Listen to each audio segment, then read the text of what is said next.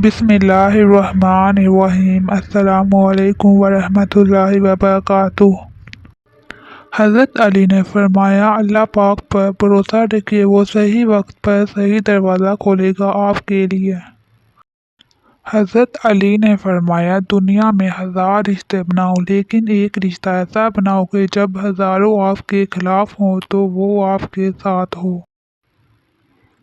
حضرت علی نے فرمایا، اپنے جسم کو ضرورت سے زیادہ نہ سنوارو، اسے تو مٹی میں مل جانا ہے، سنوارنا ہے تو اپنی روح کو سنوارو، کیونکہ اسے اللہ تعالیٰ کے پاس جانا ہے۔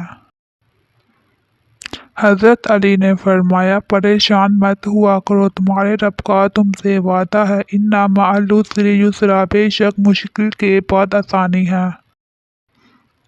حضرت علی نے فرمایا، کسی کے منہ سے نکلنے والی بات میں اگر اچھائی کا پہلو نکل سکتا ہو تو اس کے بارے میں بدگمانی نہ کرو۔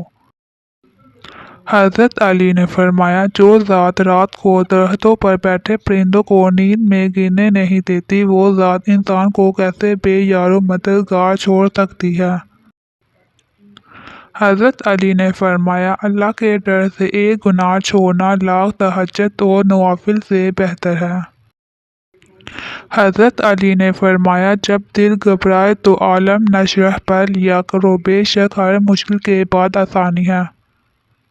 حضرت علی نے فرمایا، ہمیشہ اخلاق سے بات کرو، کیونکہ انسان پر سب سے زیادہ مصیبتیں اس کی اپنی زبان کی وجہ سے آتی ہیں۔